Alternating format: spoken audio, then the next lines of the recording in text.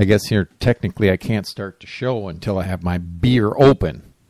You know, Exactly. it's really not a show. Oh, crap. I don't have my music or anything ready. Here we go. Annoying Peasant Radio Show. Check it out. And now for something completely different.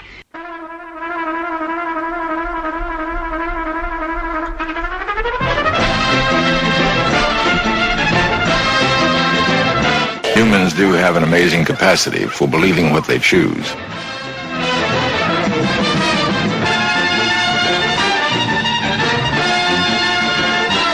I think before we go around killing people, we had better make them sure of our evidence.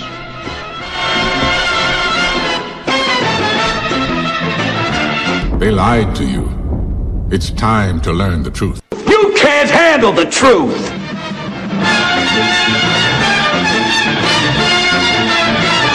From what was once an inarticulate mass of lifeless tissues, may I now present a cultured, sophisticated man about town.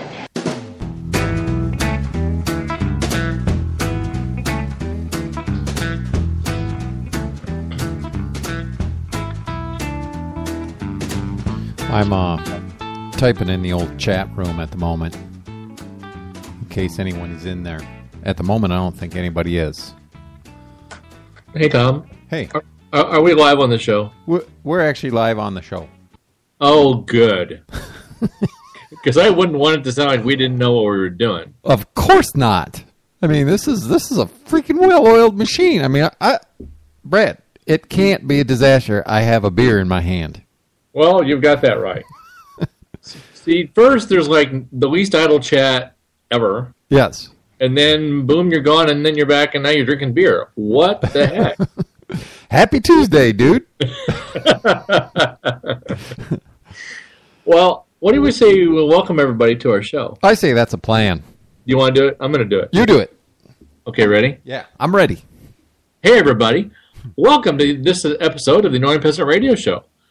How'd I do? Awesome. I'm sorry. I was just swallowing some New Glarus spotted cow. Caught you by surprise here. Yeah, you did. So, hey, everybody. My name is Brad, and I am joined by my very good friend Tom, and we appreciate you listening to us. This is the Annoying Peasant Radio Show. We broadcast every Tuesday night, and about 7 o'clock Central Time. Because you never know what button Tom's going to hit and where we're going to go. That's right. We appreciate you joining us. Tonight we might have a special guest. We're hoping to have a special guest, our good friend Nick Ludwig, who is going to provide us some exciting updates about Agorafest coming up here in just a couple months. Yes. Or less. And tonight's episode is entitled Socialized Cost, Privatized Benefits, Stadium Style. And thanks for joining us. We have another great show in store for you. Hey, wait. Hey, I got something more. What was that video that went viral a few years back? Gangnam Style. See, but this is Stadium Style. Stadium Style. I don't remember that. Remember it was the dude who was like pretending he was on a horse or something from like Japan. You don't remember that craze? Man, I don't remember what I had for lunch, Tom. Man, I'm gonna have to find that on YouTube and play it for you. That'd be cool. All right, sorry. Some other discussion topics tonight. We have a news story about a bridge collapse in California. Mm-hmm. And our feature story, which is a discussion about publicly funded stadiums. If you didn't catch the catchy title that Tom did, Socialized Costs, Privatized Benefits, Stadium Style. So stay with us, and remember that the chat room is open. If you are listening, Tom, how would they get to that chat room if they so chose? Oh, geez, the best way to do it is first go to Spreaker.com. That's like speaker, but with an extra R in there, Spreaker.com, and then you can go into the search box, Annoying Peasant Radio. That gets you the thing, and there's a little dialogue dealy, like in the old cartoons, you had a dialogue thing. Just click on that. That puts you into the chat room, as it were. Perfect. I'm just going, oh yeah, Tanya's there, and she posted the link. Thank you, Tanya. So the link to the show, to the live show, is on the Facebook page right now. Rock on. Thanks, Tanya. Yeah, that's way cool. I can always count on Tanya. She's so good at this stuff, too.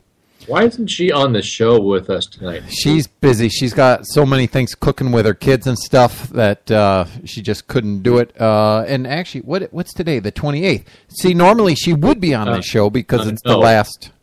Sorry, you're ahead a week. It's the 21st. Oh, doggone it. That's right.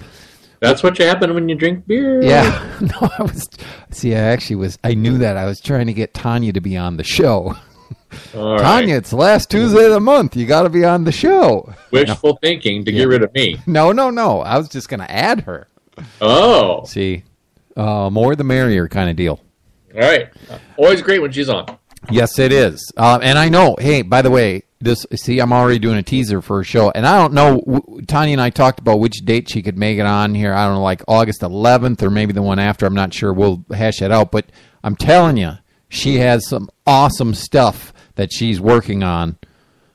Basically, the Fed and money and economic stuff. She's got an awesome show coming up there. And it's probably going to be...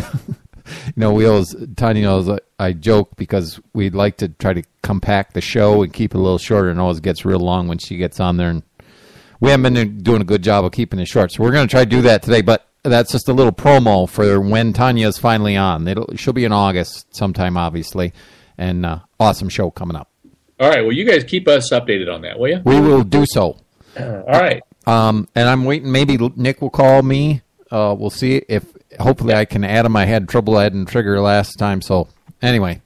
We'll figure it out, and when he does, give us a heads up. Okay, Tom? Yeah, we'll try to do that.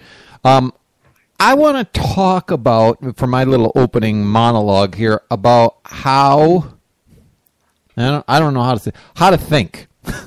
You think, well, that's a little dopey and insulting all in one. Oh, ouch. Did you hear that? Yeah, exactly. Yeah, but again, I'm not saying that's the best description. That's just what came to my head here. But, I'm dying to find out how this is going to turn out. Yeah, so am I, actually. It's my kind of halfway through, I might have to take another swig of my beer. It just could happen. I think one word, chug. Yeah, chug might be better than swig. Anyway, what I'm trying to do, we talked about this before, Brad, of course, many times, how people say, well, hey, I agree with you on this point here, but on this topic or in this arena, I don't agree with you, or on this issue, I'm all on board, right? And it's kind of an issue-by-issue thing. And that's, I think, how most people even do presidential candidates, right? I'm most in line with Scott Walker, so I'm going to vote with him. Obviously, there's some stuff I disagree with him, but most in line with him, so I'll go with him. Or Lindsey Graham, or Donald Trump, who's leading the pack, by the way, right now. That's kind of funny all unto itself. It is fantastic. Yeah. Oh God, people, not because I'm a big Trump backer, just because he's so entertaining. Exactly. And here's the weird thing. He's a wild goose chase loose cannon. Yeah, and that's but here's the thing. People condemn him for that, right? I've already heard many people say, well, he just doesn't know when to keep his big yapper shut. Well, I've heard that the Republicans want to oust him from the whole show, the whole gig. Well, why wouldn't they? He's leading. Well, exactly. Wow, that sounds like the government, doesn't it? Right. But here's the problem. If you're upset that he's saying things, I don't know, that he shouldn't say, or they're not politically correct, or however you want to describe it, what you're really saying is, what I want is a professional politician who has a zillion handlers. Well, people tend to cry about that too. Say, I don't want some professional politician. That's all. It was a bunch of liars and cheats. And I'm not arguing that they aren't, but right? It's like people are constantly want it both ways. Is my point. Mm-hmm. And boy, I'll just tell you, I'm with you, Brad. For my dollar entertainment value, Trump wins. Oh, it's the best. I mean, one of my heroes, Dave Letterman, was on. He came out of retirement, and he's like. He did I guess Steve Martin and Martin Short do a little road show or something. I don't know what they're doing. And so Dave came out and said, it made a little guest appearance, and he gave a top 10 list about Donald Trump. And he's like, I made the biggest mistake of my life, retiring when I did. Yep. Before I knew Trump was going to join in. That is just, it's hilarious. The whole thing, some of it actually is rather thought-provoking. things that he says. Sometimes it's just nuts, but you gotta like his just freedom. Yes. Say it. No filter. I think my point is on this, in part, is I think we're getting to know who Donald Trump is, and I don't know, maybe that's in line with who, when I say we, of course, that's an ambiguous word for use, but, right? Do the air quotes. Yeah, the pronouns that we shouldn't be using here. But, right. You're seeing Donald Trump is my guess. I mean, that's Donald Trump. Whereas the other fellas, even though they speak, do you think you get to know them or not? I think a lot of people are a little cautious about that and going, I don't know if I'm actually catching him or not. Because don't you get the feeling that all those guys really just want to say enough to get by and really not play their hand? Of course, right? They're trying to say as little as possible on the negative stuff, or the stuff that may be perceived negatively, or that would lose some audience or some votes, right? And they try to say as much as they can that attracts voters and garners that vote. That's what the whole game is about. It's like, don't lay out any policy, because if that alienates people, that's a bad move. Exactly. So, interesting stuff. Anyway, just on the topic of I was just reading an article when you Skyped me about Germany should leave the euro, not Greece. It's very interesting. Maybe we'll touch on that here in a little bit. But so wait a minute. Yeah. What's part about thinking? I'm still not able to think. Exactly. Here we go. I'm gonna try here. All right. Right. So the deal is, most people see these things as, issue specific, distinct issues. And again, I agree with you on a bunch of these, or these 7 or those 8 or whatever, right? That's how people normally do it. But that's not what I'm really trying to get across here. All right. I'm trying to get people to understand the political philosophy of freedom. Because I think once you get that, and I think I basically, in a sense, not the right word, but trapped you, Brad, in that, and saying, hey, do you support people's private property rights? Do you think it's wrong to aggress against an innocent? And I think I kind of had you on board, which in a sense traps you into the philosophy of, but I really want, the government to do this. And then you're thinking, but that's a contradiction to what I was agreeing to earlier, and now I'm kind of struggling. Mm-hmm. And, right. Okay, so that's where I'm really trying to get people, is to embrace the political philosophy of freedom. But don't they feel, are you saying that you think that they feel trapped when you do that? In a sense, yeah, because it does put you, like, on the issue, I don't care, gay marriage. Okay. Where do you fall now on gay marriage if you support the political philosophy of freedom, right? It kind of drives you to, okay, I've got to look at it this way now. And some people see that as, trapping you into that view. I mean, I wouldn't. I'd say that's opened you to the broader view. But again, it's subject to anyone's interpretation. And I'm saying the more negative interpretation is, well, geez, now I'm kind of trapped into, having this view on a certain position. But I also think that as you go through the journey of learning about liberty and what you espouse and believe in, that I also think that it goes beyond even that. Okay, so let's talk about gay marriage, and then you go, well, did you buy into, or would you agree with what you said, that you shouldn't aggress against others and the principles of liberty, right? Yep. That one is, I think more easily, a little easier for people to go, well, yeah, why wouldn't I believe in that, right? Well, not gay marriage, but why wouldn't I believe in aggressing against others and so forth? Yeah, But then they go, oh, wait. So where am I on gay marriage? Well, no, my team says I should feel this way. Right. And therefore, wait a minute. Then you start getting tripped up pretty quickly.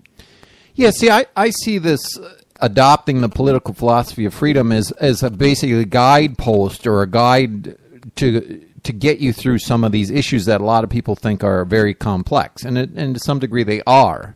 And you say, hey, well, I have something to stand on here, property rights and the non-aggression axiom. How could I interpret that with this particular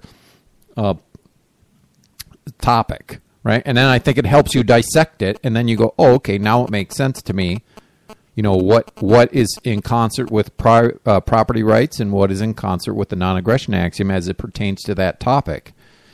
I think it gives you an analysis tool. I think it gives you a guidepost to deal with it, and I think it makes things clearer.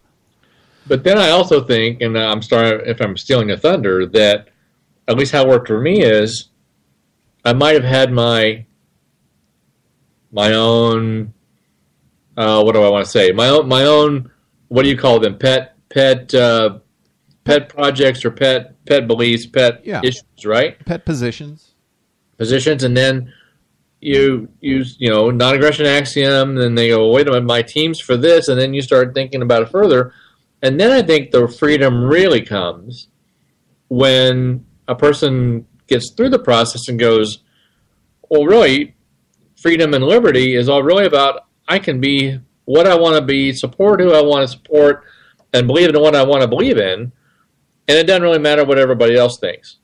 Yeah, as long as you don't impose that on someone else. Correct. Right? And that's cool. Yep. Right? That's the bottom line. All right, let me get to this, and I am going to want your reaction or your thoughts as I move along this, because this is kind of, I think it's very interesting what Hans Hermann Hoppe has to say here, and this is, I'm going to talk very briefly here about, well, actually, I'm going to read some of a couple lines, or a number of lines from the introduction to his book, Democracy, the God That Failed. And in this part of the introduction, he kind of discusses his approach to the material that he's going to discuss in the book. Right? Okay. So he said, so I'm going to read a little of this and I'm going to stop and then we'll chat just a second. He says, while history, this is so important to me. And again, this is how you think or how you look at this or how you approach the whole issue, all the issues here. He says, while history will play an important role, the following is not the work, again, being his book, is not the work of a historian, however, but of a political economist and philosopher. There are no new or unfamiliar data presented. Rather, insofar as a claim to originality is made, it is that the following studies contain new and unfamiliar interpretations of generally known and accepted facts. Moreover, that it is the interpretation of facts rather than the facts themselves which are of central concern to the scientists and the subject of most contention and debate. One may, for instance, readily agree on the fact that, and again he's just taking this as a fact, in 19th century America, average living standards, tax rates, and economic regulations were comparatively low, while in the 20th century, living standards higher because of higher taxes and regulations or despite higher taxes and regulations. In other words, what's that connection, right? You right? I've heard many times, and I'm deviating obviously from what you wrote right now. Okay. The Clinton administration or Clinton supporters looking ahead say, hey, taxes went up, but the economy grew. So many people say, well, because he raised taxes, that's what grew the economy. And what Hoppe is saying is, the argument is, well, the fact is tax rates did go up. That's a fact, right? So he's using that same fact, but he's saying the interpretation of what happened as a result. In other words, cause and effect. Is there a link? Is it a cause and effect? Is there some kind of correlation? Or is this strictly a coincidence? So you got to argue about the interpretation of the facts. And that's what he's saying he wants to do. He doesn't want to introduce new ones. I'll just use the accepted facts, basically is what he's saying. But I'm going to interpret them likely differently than you've ever heard them before. I think that's what he's setting up here in his book. Okay, so while in the 20th century living standards higher because of higher taxes and regulations or despite higher taxes and regulations. In other words, he asks a question, would living standards be even higher if taxes and regulations had remained as low as they had been during the 19th century? Right? Just because standard of living went up doesn't mean it's a consequence of higher taxation. Hoppe says, well, wait a minute. Would the standard of living even been higher had he not raised taxes? In other words, what's the link? And again, in his book, he does a marvelous job of showing the connection here, but I'm obviously not going to do that right here and now. But let me go on. He says, likewise, one may readily agree that welfare payments and crime rates were, again, comparatively low during the 1950s, and both are now relatively high. Yet has crime increased because of rising welfare payments or despite them? Or have crime and welfare nothing to do with each other, and is the relationship between the two phenomena merely coincidental? The facts do not, and so I hope you kind of get that, what he's saying, right? And this is an interesting thing he says. I got a couple more lines. He says, the facts do not provide an answer to such questions, right?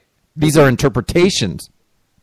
And no amount of statistical manipulation of data can possibly change this fact, right? The fact that the facts do not provide that answer. The data of history are logically compatible with any of such rival interpretations, and historians, insofar as they are just historians, have no way of deciding in favor of one or the other. So he's saying basically historians just can basically say, here's what happened. But they're not trained or adept at saying, and because of this, this is why this happened, right? Historians say, just here's the fact of history, basically. He's saying to make those interpretations, he's using as a economist and a philosopher is what helps him do that rather than others. So I'm going to continue on here so we get through this. If one is to make, I just get so enamored with this. I love this stuff. He says, if one is to make a rational choice among such rival and incompatible interpretations, this is only possible if one has a theory at one's disposal, or at least a theoretical proposition, whose validity does not depend on historical experience but can be established a priori.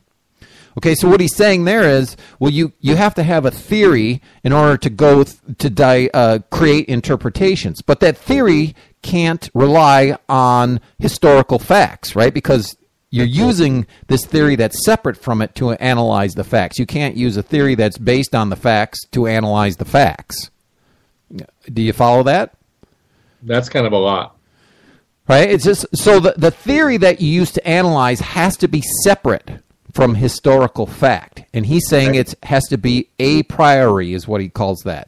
And I'm skipping on, and he says, once and for all, by means of the intellectual apprehension or comprehension of the nature of things. So that's a priori things. Has to be from intellectual knowledge that you gain outside of experience, and it has to be just inherent in your comprehension of the nature of the world, of the way things are. And here's examples. He says, examples of what I mean are by a priori theory are, no material thing can be at two places at once. Right? No two objects can occupy the same space. A straight line is the shortest distance between 2 points. No two straight lines can enclose a space. Whatever object is red all over cannot be green, blue, or yellow, or whatever all over. Right? So he's saying, in accordance with common sense, I understand the same propositions as asserting some simple but fundamental truths about the structure of reality. Okay, so he's going to grab something, his theory, that, again, that's separate from data that's been collected, separate from experience, and use it to analyze this data. So he says, and in accordance with common sense, too, I would regard someone who wanted to test these propositions, those examples he just gave you, or who reported facts contradicting or deviating from them as confused. Right? So if you say, no, I saw two straight lines and they did enclose a space, he's saying, well, you're just simply confused. I really don't, I can't talk to you because I don't understand what you're saying. Right? Again, if you say, no, I saw an object taking up two places at once, you'd say, that's just not consistent with the nature of things. One thing takes up one space at one time. It could take up a different space, but in a different time. Right? Two things can't be in the same spot at the same time. That's just the nature of reality. Okay? So he says, here's the part I love. He says, a priori theory trumps and corrects experience, and logic overrules observations, and not vice versa. And that's, to me, his giant conclusion in just this little introduction. And that's where this basis for freedom comes from. We talked about this, the man's nature, the nature of things, or a priori things. Right? In other words, you own you. again, we've gone through this. If you say, no, I don't, you're expressing your self-ownership by saying you're not a self-owner. So therefore, you must be a self-owner. You can't logically deny it, is the point. And so that's not based on my experience. Well, I've seen people own themselves, or I've seen more people not own themselves, or whatever, right? It doesn't matter what I've observed. From a logic standpoint, it's indisputable. That's what he's saying. And again, that's the basis of all this, and that's what makes the whole argument for justice and freedom indisputable from a logical standpoint, just like gravity is indisputable. Again, you can dispute it in words and say, well, it doesn't exist. Just like I can say something's red all over and green all over. It's just not true. Right? They merely become just words. They don't actually have any meaning. So again, this is indisputable. It's not my opinion. It's not my belief. It's indisputably true. It's like saying, I actually believe in gravity. It'd be like, what? You believe in it? No, it exists. Whether you believe in it or not is immaterial. It still exists. And that's what I'm saying about justice. And that's what I'm saying about the political philosophy of freedom. It acts on us whether we understand it or not. And I think we're a little better off to understand it than not.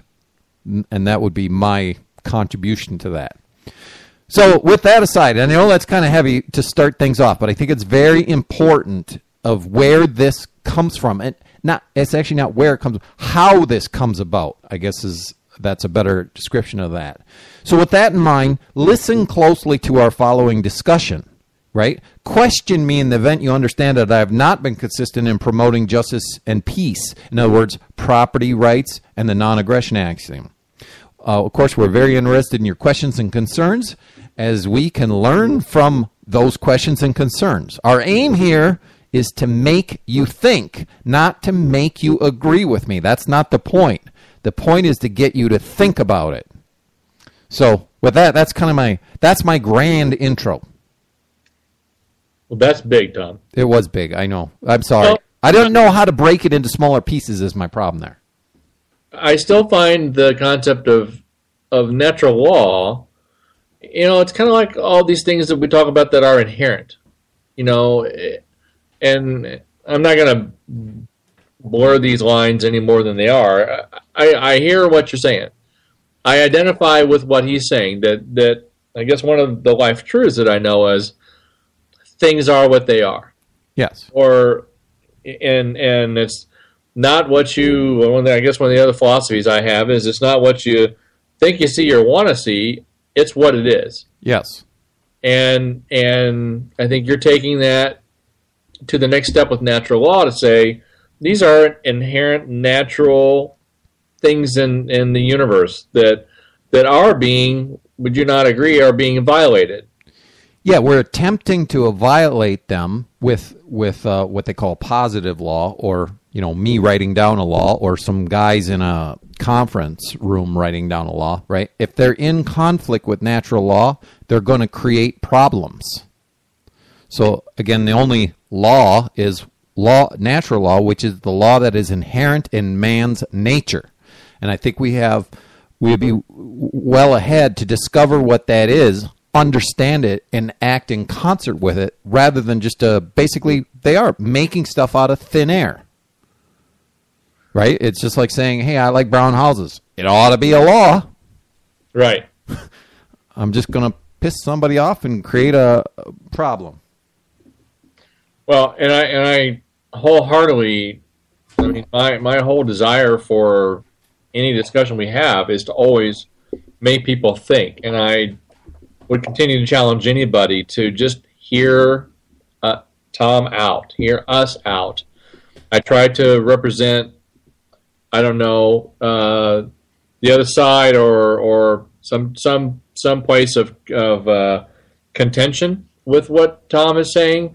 I think that's one of my roles. But regardless, I hope together somehow we're able to make you think. Because I think whenever you question yourself or question what you're hearing and how it affects you, you're going to better understand yourself and where you are. Absolutely. I'm going to, actually, this is a weird deal. I'm on a different computer for the other stuff. I'm going to have to call it. My computer's not charging my other one, so I'm going to have to Skype you on the other computer. Okay. So I'm going to hang up on you, Brad, and I'm going to call you right back. All right. All right, here we go.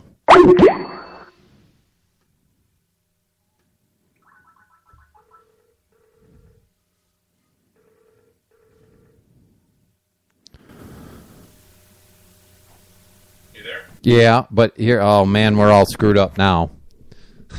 I don't know how this is going to work because Crawled into a hole. yes, because my other computer is not charging, so it's on reserve battery, and I don't know why it won't charge. So I had to call you on the same computer that I'm running the show from, and of course now your audio I think is probably not feeding through the show. Let me go check real quick here. This is just aggravating. I don't know what I never noticed that wasn't working.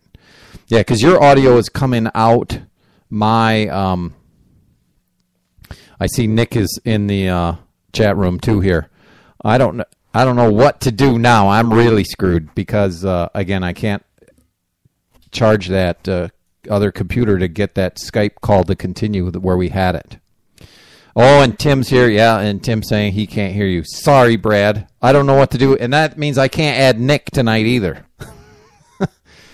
So, for the moment, let me go it alone, and I'll call you if I can get that thing to work. How's that? You go for it. Okay. Sorry about that. Hey, everybody. I apologize for the deal. I'm not sure what's happening. Thanks, Nick, for joining me. And again, I can't Skype you now because I don't know what the deal is. That other computer won't charge, and I cannot get the audio to work on the same computer that I'm running the show on. So I apologize. Yes, very much a bummer, Nick. All right, I'm going to move on then with a couple things. And for Nick, just so he would know, we're always advertising AgoraFest 2015 at Villa Maria Conference Center and Retreat. That's September 24th to 27th. And I'll get Nick on with me next week if he's available. Because he got some really cool stuff going on there. I was just so excited. I was at a meeting with him on Sunday night, and we were chatting, and I found out that, among other things, and again, there was other things that Nick was there's going to be drone races there, which is the thing that excited me, which is why, obviously, I'm talking about them. But I thought that was so cool. Drone races. That's amazing. So if anybody has any inklings of coming, drone races alone would get me there.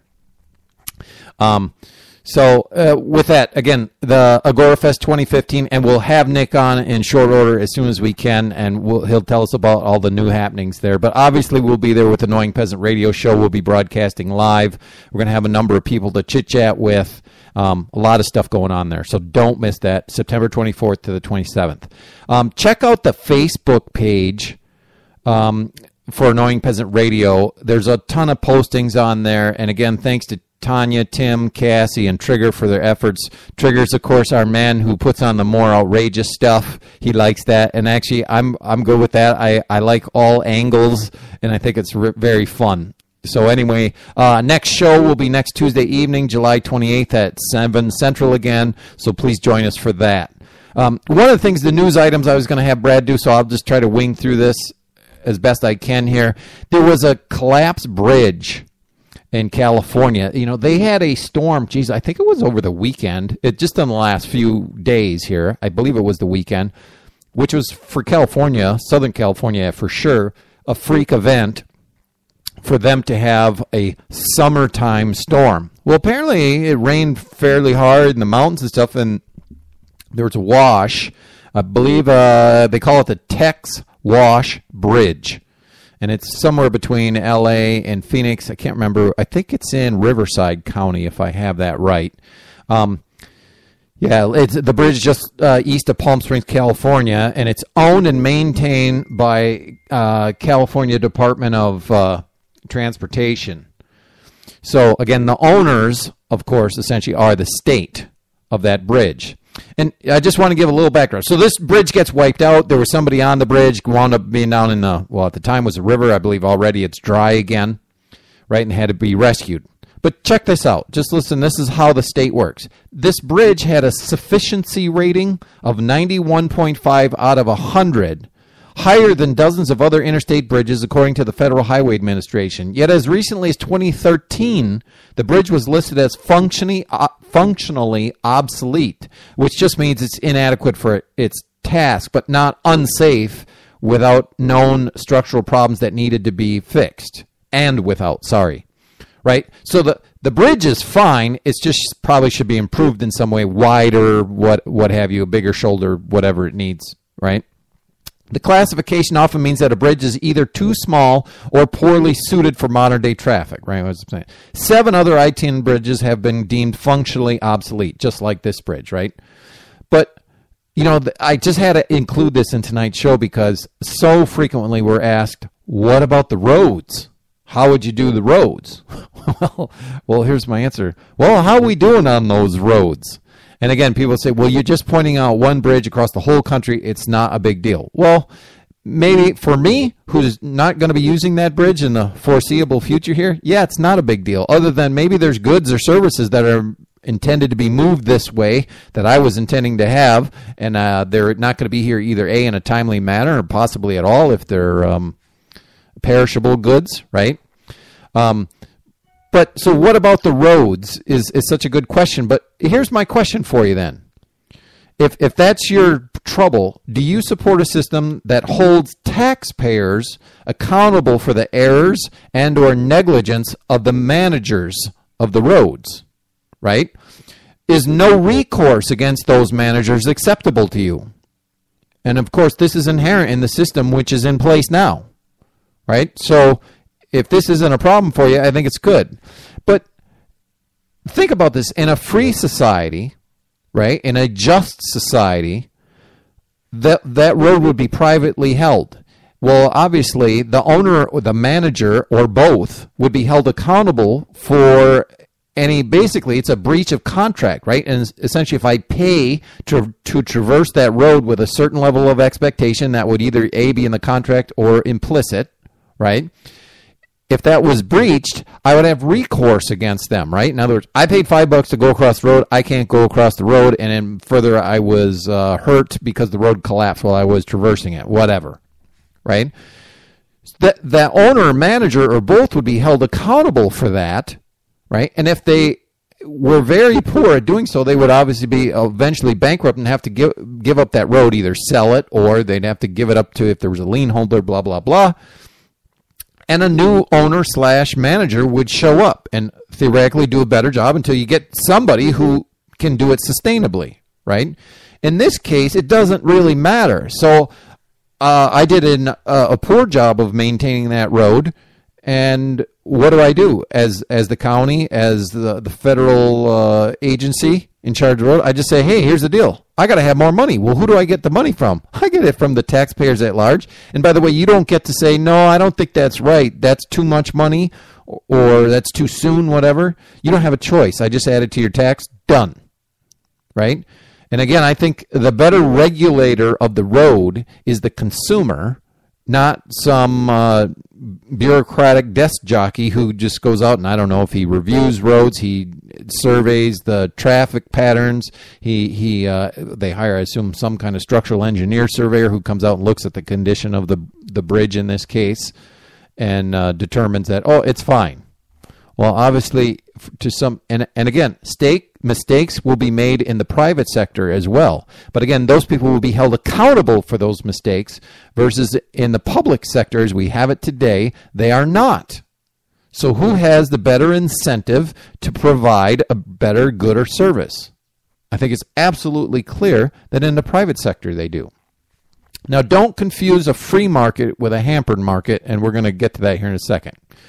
So one of the things, and again, I can't play you the audio clip that I was going to play for you tonight, but I did put on the Annoying Peasant Radio Facebook page the John Oliver show. I think it's last week, tonight or something is the name of the show. YouTube it. Go to Facebook on the Annoying Peasant Radio, and page down is down a little bit. Now you can find the link on there. Click on that. I think the whole show is like 19 minutes, or that segment. I don't even know if he does a whole show on that one topic, and that's just the commercials cut out, or if he does other stuff, I never actually watch his show live. Anyway, so we're going to talk about publicly funded stadiums, but it's really about privatizing profits and socializing losses. I would argue that's the broader perspective on this. And that can be applied to the financial industry, all those firms and industries that are too big to fail, quote unquote, healthcare, Social Security, or any number of things, and including publicly funded sports stadiums. So let's take a look at it. And I guess I just want to, shower you with a little bit of information. Again, the better way, and hey, you got a few laughs, is to, check out the YouTube from John Oliver. But the bottom line here is, in the United States, more than $12 billion was spent from 2000 to 2010 on stadiums, right? And again, I didn't check his numbers. These are numbers he provided in the clip. And when he says $12 billion was spent, does that mean that was only the public contribution, or was that the total? Again, I don't know. You can check that for yourself. But he did point out some very interesting things. The Detroit Red Wings got approval for $280 million approximately. I think it was a little more than that, for a new facility, again for the hockey is the Detroit Red Wings, for a new facility from taxpayer money 6 days, check this out, 6 days after the city declared bankruptcy. So the city declares bankruptcy. 6 days later, they approve, I believe the number is like 283, it's immaterial, $280 million for a new Detroit Red Wings stadium. So that was $280 million of publicly funded money. Your money, even if you're not a hockey fan, even if you hate hockey, your money goes in, and you don't get to say, not my money, right? And beyond this, it does, the plot thickens, and this clip would have been great for you, but the owner of the Red Wings was, and I don't know, still is, I think his name is Ilitch or something. He's the owner of Little Caesars pizza chain, is valued at $5.1 billion. So check it out. You're underwriting the cost of, quote unquote, his stadium. I got a feeling, in a way, it's immaterial that he can't afford it. But the fact is, he has plenty of money. Money's not the issue. But owners, get this, even typically receive all the revenue from stadium and sports operations, including naming rights on buildings that were publicly funded. Now, that's a good deal, right? I own the Milwaukee Bucks basketball NBA team, and I get you to pay for it, and then I get to sell the naming rights, and I get the money for it, right? Over the last, I'm just peeling off a bunch of interesting facts and statistics. Over the past 20 years, 90% of stadiums have been replaced. 90%. Can you guys say that about your homes, right? You just replace them. The Yankees built the stadium apparently with their own money, but were given the property rent and tax-free. Now, of course, John Oliver's take is, hey, that's depriving the public of tax money. Again, I'm not a fan of taxation in the first place, because I think it is, as Brad and I just spoke about a moment ago, it's a violation of your property rights. But, right? So it's, even if you make the argument, well, the Yankees spent their own money for the stadium. Yes, it was their own money apparently for the stadium, but again, their property came to them rent and tax-free. The other thing, and Oliver kind of rags on teams for saying, hey, for doing this, that they routinely threaten to relocate, right? And again, it's like no other business. It is like any businessman in a sense that, well, of course, you're going to try to get the best deal that you can possibly get. Why wouldn't they, right? They're not trying to reform the system to eliminate that they can fleece the taxpayer. They're trying to reform the system so that they can fleece the taxpayer more. Why wouldn't they? Right? He also points out that teams are shameless in manipulating the fears of the public. In an ad in 1997, the Minnesota Twins, showing a cancer-stricken child in a hospital with a tagline, and this was their quote, I guess, if the Twins leave Minnesota, an 8-year-old boy from Wilmar undergoing chemotherapy will never get a visit from Marty Cordova. Of course, they later pulled the ad. And people saying, well, that's just, way over the top. But it really doesn't deter people, right? There's still plenty of fans of the Twins. And I'm not saying, well, if you're a fan, you should no longer be a fan. I'm just saying think about what they're doing. The point is, to me, it works by and large. Yes, of course, somewhere in the ads they make errors. I'm not arguing, and maybe this is one of them. But by and large, their threats to relocate, right, and their emotional appeal to that fan base that, hey, we're going to abandon you, largely works. I believe in one of the things he talked about, Oliver, in this segment was that in San Diego, that fans were campaigning for public funds to make sure that the San Diego Chargers stay in San Diego and don't relocate to L.A., which is, I guess, kind of every team is threatening to relocate to L.A. in the last few years. But in an ad for we're talking about ads, so I want to go with the ads for the new Milwaukee Bucks Stadium, which would happen, of course, in downtown Milwaukee. I believe it's all been, I think it's kind of totally a done deal. There may be some small items that aren't completely done, but essentially it's a done deal. That that came from Scott Walker, and I got a little more to say about that in a second. But this was an ad for the Bucks. The quote from that says, "The ripple effect starts here. This is Wisconsin's home, from the court to concerts, transforming a community with new development, jobs, growth, and opportunity. The ripple effect of a new era begins today. It spreads across the river front, up through Burnsville, and across the great state of Wisconsin." And Oliver had fun saying, I think you're overstating this, a little bit about the Milwaukee Bucks. But here's an interesting tidbit, and I know there's a lot of fans of Walker, and again, I'm not saying everything Walker's ever done is bad. I'm not saying that, of course. But I wanted to point this out. This is from another article, and I'll put this on the Facebook page so you guys can look at it yourselves.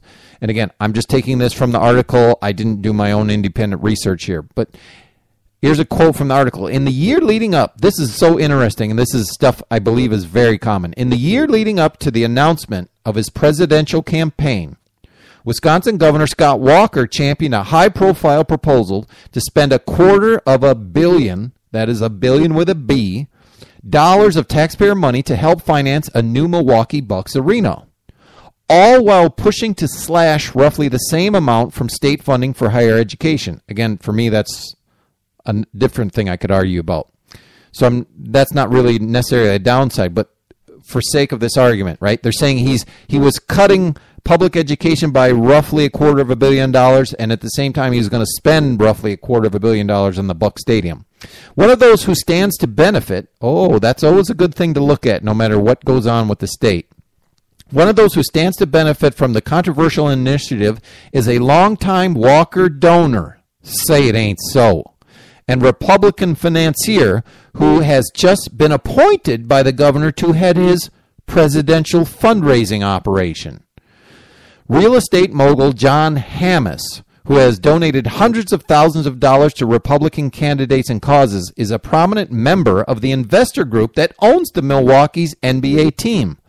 Last week, so I think this is about 2 weeks ago, CNN reported that he also will serve as the Walker's campaign's national finance co-chairman. Days after that appointment, Walker's Republican allies in the Wisconsin State Senate backed the governor's proposal to spend public funds on a new arena for the Bucks. Apparently not fishy to most. Seems very fishy to me. Hammes became one of the part owners of the Bucks in 2014. A little more than 3 months later, Walker unveiled his proposal to spend $250 million on a new arena for the team. Hammes' financial interest in Walker's arena subsidy package may not be limited to just his stake in the team. According to local news reports, his real estate firm also bought parcels of downtown land near the location of the proposed new arena. Hammes' firm also was contracted by the local Chamber of Commerce to evaluate new stadium proposals. What a mixed up web of fleecing is bottom line what I'd say. So anyway, leaving that aside, obviously, and I think that's very interesting, especially for the local Wisconsin types that may be listening, right? But I would caution you to tell you that this is not uncommon by any stretch. I actually would tell you this is clearly the norm. Anyway, even though stadiums are very rarely revitalize a community, right? A major review from Econ Journal Watch, economists say consistently found no substantial evidence of increased jobs, incomes, or tax revenues. And again, I'd have trouble with the tax revenues anyway, but, right? So they're saying this ultimately doesn't work. Well, I would say it ultimately doesn't work because it ultimately can't work. But again, that's another show. In fact, an economist has been quoted as saying the city would be better off dumping $1 billion in cash from a helicopter. Right? Now, I would make the argument, well, what a poor excuse for an economist if he's talking about taxpayer dollars, which I assume he was. What about not confiscating the wealth in the first place? Right? Wouldn't that even be a better stimulus? And again, you have to be able to understand a little economics to follow that. You know, Oliver, in his little, I think it was 19 minutes actually of content, he does point out that there were opportunity costs associated with the stadiums, which is a little more adept than most of his satirical, comrades. I give them credit for it because they usually don't even go that far. I think this is Hamilton County, Ohio, I'm pretty sure. Spent over, he says, again, according to his show and what information he made available, they spent over $50 million on stadium debt service and other costs in 2014. Even though since building stadiums for the Reds and Bengals, it had to sell a hospital, cut 1,700 jobs, and delay payments for schools because of budget gaps. And again, I'm probably making you tired. I wouldn't be a fan of the county being in those industries in the first place, especially, the jobs and or the hospital, etc. And check this out. He mentions this. The Bengals also have a clause in their contract with the county stating that if 14 other NFL teams get something, then the taxpayers must buy that item for the Bengals. Right? So if in the contract, if I don't know, the Patriots and 13 other teams get something, right, then the taxpayers have to buy that for the Bengals, part of the contract.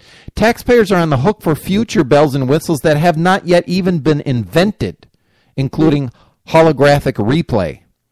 So apparently, I haven't seen the language of the contract, but if holographic replay is invented, Bengals have it in the contract that the taxpayers have to pay for it.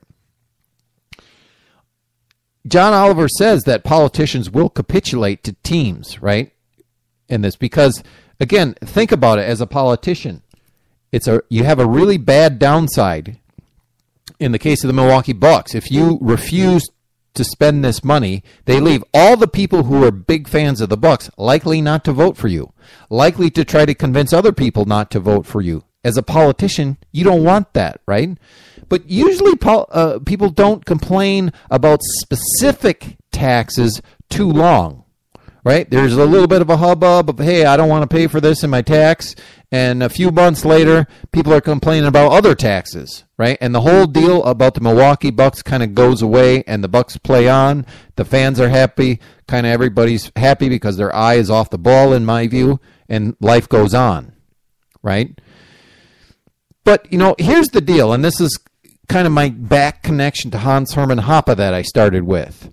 The question is, what theory do you develop to deal with this? How do you develop this? How do you analyze this situation? That's what's really important here. Okay, so we have a messed up situation. Now what is really the question, right? We don't have that at our disposal here, or Oliver doesn't.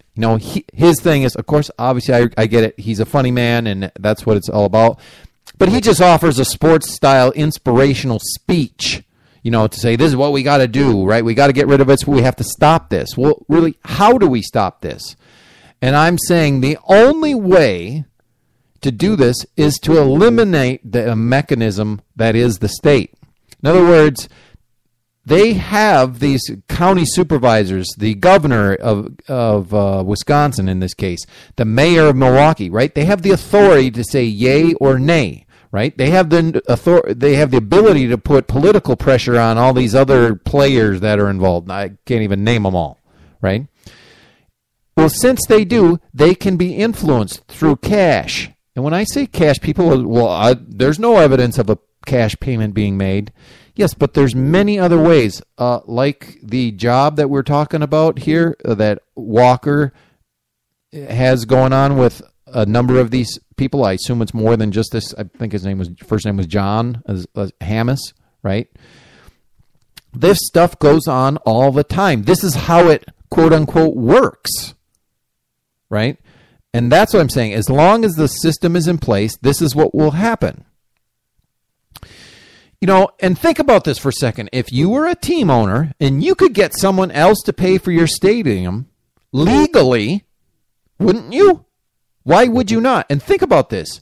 If your competition, essentially all your competition is in fact doing that, and you choose not to, you might, right? Your business model is decayed. You may not be able to compete any longer, and you just reduce the value of your team, right? Because again, I'm not an owner. I don't spend my time analyzing this, but they claim, hey, a big part of the value of the team is the stadium and the revenue that that thing can generate, right? So if you don't have something that's on par with your competitors, you're going to generate less revenue. You're going to be at a competitive disadvantage. So, of course, if you could legally do it, you were one of these big wheels, you would have the incentive to do it. I can't say that every single person would. Of course, I can't say that. But I'm saying clear the incentive would be, even if when you got into it, well, I don't want to do business that way. You get into it, you're committed, well, millions and maybe, I guess, billions is starting to be applicable to these sports teams. You do this, and you're now a bit at a point of no return. You've got so much invested, you're not willing to let it go down the toilet, right? You have to do this in a sense, or you have to sell it. Well, if you're going to sell it, you're going to do it at a reduced value if you don't have this stadium deal. But here's what I want you to think about in this regard, in still more of a micro view of this. You, the taxpayer, are subsidizing the salaries of these highly paid professional basketball players, football players, baseball players, etc., even their managers, their coaches, the administrators, and the owners. You're subsidizing them, right? There is more money as a result because they, in this case, I don't know, in the Bucks case, they're paying for roughly half the stadium, right? Therefore, they have more money since they didn't have to pay for the entire stadium. Now they have more money available to them to pay out for their labor, right? And to keep for themselves. Well, other teams have the same thing. So all that happens is the costs have risen because you just threw money in. Now, one of the things I know in the Bucks deal, somehow there was some shortfall because of, obviously there's a squabbling within, the city committees, or I don't know what they all call them, right? And the county says, no, we're not going to pay for this. The city says you agreed to that, you would, right? There's all this stuff. So at the end, they just added a $2 tax to the ticket. Now, again, as a consumer, you have, the option to say, hey, I'm not buying the ticket. It costs too much. Again, on an emotional deal, people seem to overcome that pretty easily. I can't get myself to do that, but most people can. But so what is this in bottom line? This is another example of wealth transfer from the middle and lower income earners, roughly, right, to the highest of income earners. And again, by and large, there's not a giant squawking from the public about this. And I'm just trying to shed some light on what's actually happening here. Because of the money that's brought into the industry by taxes, you are underwriting all these salaries, these high salaries, higher than obviously middle and lower income salaries, right? And they're doing so without your consent, right? They just raise your taxes. You don't get to say yay or nay. Don't you think it's better to do it as a consumer and say, yeah, I'm not buying that ticket. It's too spendy for me, or the product's not good enough for that amount that I would pay on the price, right? In other words, I'm saying you have many more options as a potential customer, right?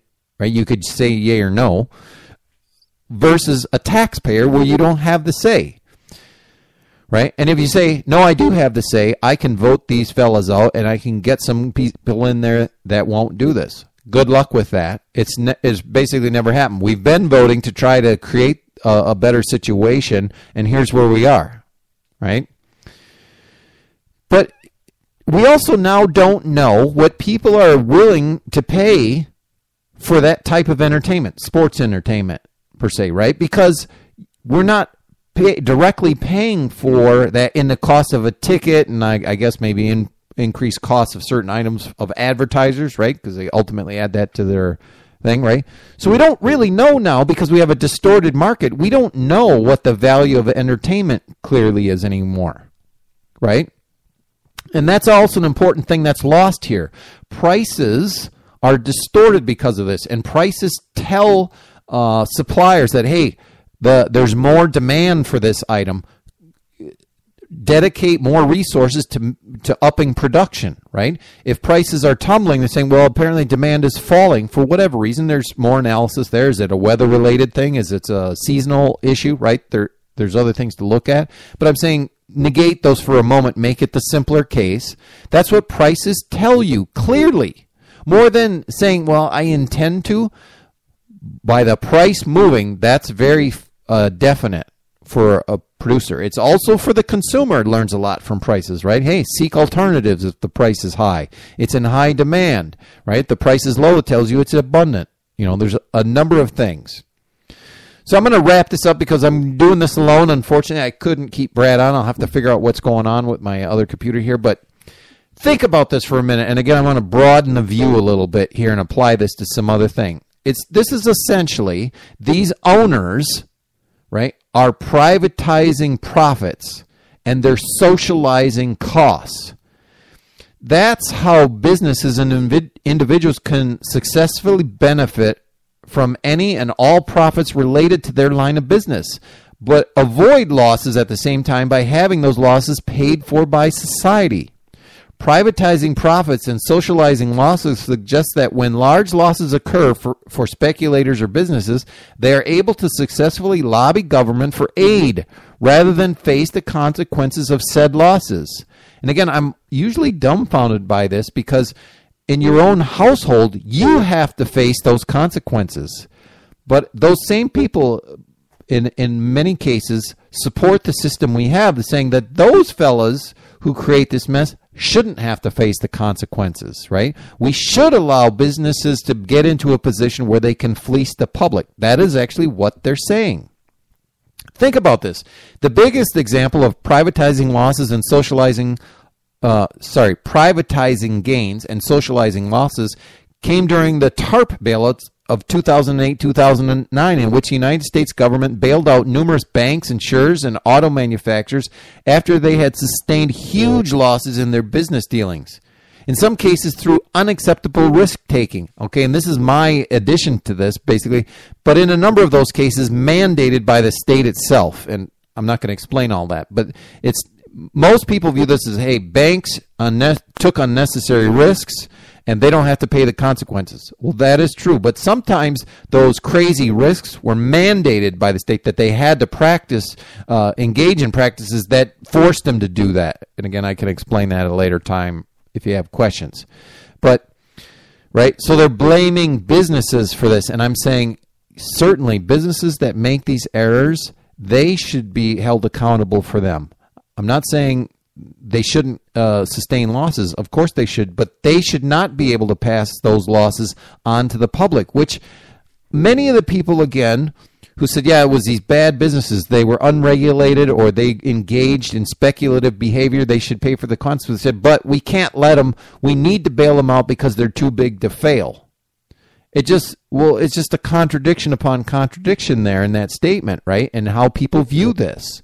In other words, we're getting the government we deserve. And I'm trying to bring some clarity and understanding to what people are thinking and how things would be different in a free society. The other weird thing is those guys that got the TARP bailouts, right? The banks, insurers, manufacturers, automobiles, etc. They were in fact regulated before this happened, right? And I know a lot of people say, well, wait, they weren't regulated heavily enough. They needed to be more tightly regulated so this wouldn't happen. Okay, but even before that, then if that was the case, if that's your view, you should have been shouting from the top of the mountains, hey, these places are regulated, but they're not safe for you to deal with. You should not be dealing with these banks, with these insurers, with these auto manufacturers, because we haven't regulated them enough, if that's your view, right? But again, nobody was saying that either. So there's the trouble with saying, well, we need to regulate them more. Well, okay, then they were under-regulated before, and I didn't hear anybody shouting from the mountain saying that and saying, hey, stay away from these guys. They're going to be trouble. And again, they can't do that because they can't say, hey, we're regulators. We're not doing our job properly, right? That's even bad marketing, even for the government, right?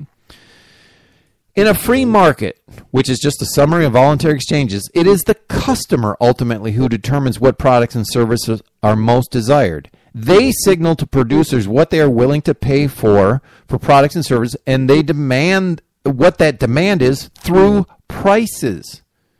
The customer is the best and ultimate regulator. They're the most knowledgeable, and they scrutinize more highly. How could they not scrutinize more highly than a government bureaucrat who's sitting behind a desk who's not maybe buying that product or service, right? He has no skin in the game, right? If he lets something go that maybe he shouldn't have, or the letter of the law wouldn't allow him to, or he is doing a fine job, but then he's eliminating products that would be available that people would purchase, right? Why does it not make sense to let the consumer be the one who says yes or no to a good or service? People think a guy who sits behind a desk who's not purchasing that good or service is a better regulator. Again, think about that for a second. And the last thing I really want to say about this, in a little more with a closer eye or a deeper dive here, is this is just me talking. This is Tom. This is not the political philosophy of freedom. This is just my view. I don't respect these owners as good businessmen. Really? And I've heard a lot of people say that, these guys are really shrewd businessmen. Wait, I'm just saying, I understand that they have learned to fleece the populace using the mechanism that is the state. Does that make you a good businessman? Right? And I'm saying, hey, this whole capacity to fleece the populace by using the state should be eliminated. Why? The state should be eliminated. And therefore, no good businessman, quote unquote, would be able to do such a thing, right? If we say, no, the system has to stay, but we're going to put in some different fellas who do a better job, are you telling me that idea never occurred to anyone like, say, 100 years ago, 150 years ago, 50 years ago? I'm saying that attitude has been in place for a long time, and here is where we are, right? So with that in mind, I have to read, kind of my closing quote here before I let you go and listen closely. It's a really deep one, kind of unlike the start to the show. This is it. Here's the quote. This is it, Charlie Brown. If you vote one more time, there will be real change. That's Lucy from Charles Schultz's Peanuts, right? But again, I've heard people say this to me many times, but didn't we do that 4 years ago? Wasn't that the mantra 4 years prior to that, and 4 years prior to that, and 4 years prior to that, right? How's it working for you? So normally Brad does this, but I'm going to say, heck, please tell your friends, even your enemies, about the show. We always encourage more listenership, and I apologize again tonight for not being able to put Nick on and for losing Brad. That's on my end, to be sure. Our next show will be Tuesday, July 28th, which, of course, I jumped the gun and thought it was the 28th today. Would have had Tanya with me. Sideshow there. At least I hope I provoke you to think about this a little more in depth, and think about this with the backdrop of a political theory. And I think, obviously, the only coherent political theory is that of freedom. And make your comments available to us on the Facebook page. Obviously, that's Annoying Peasant Radio on the Facebook page. Another thing, just check out Liberty Rules Radio. Paulo Fabrizio out there, he does an awesome job. He has an entertaining show. Again, it's called Liberty Rules Radio. He's on blogtalkradio.com. Wonderful time over there. Very engaging. You get in his chat room. They got lots going on. And then also listen to another fella from Canada. His name is Paul. He's got a show called Political Paradox Podcast, and that's at politicalparadox.ca, obviously for Canada. So I cannot go forward with any musical accompaniment tonight. I apologize for that. And so I'm going to just end the show quietly here. Thanks, everybody, for listening. I see you guys were in the chat, and I'm was unable to follow the chat while I was trying to get through this stuff. I'm not multitasking like a lot of other people are, so I do apologize. And I thanks everyone so kindly for joining in there. I'm going to review all the chat stuff here in a second as I get off the air.